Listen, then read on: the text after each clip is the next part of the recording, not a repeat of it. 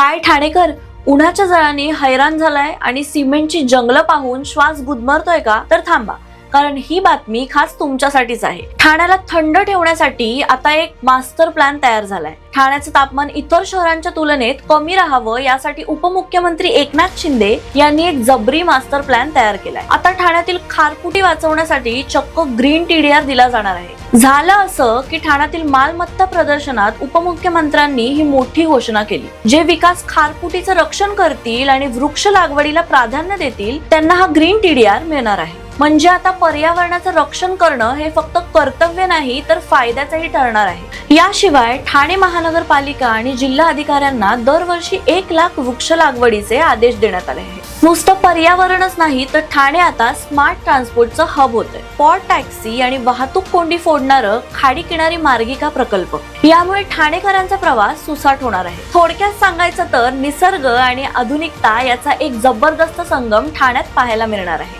मित्रांनो, शहराचा विकास होताना आपली हरिसंपत्ती वाचवणं ही काळाची गरज आहे. सरकारचा हा ग्रीन TDRचा निर्णय तुम्हाला कसा वाटला? तुमची प्रतिक्रिया कमेंट बॉक्समध्ये नक्की कळवा.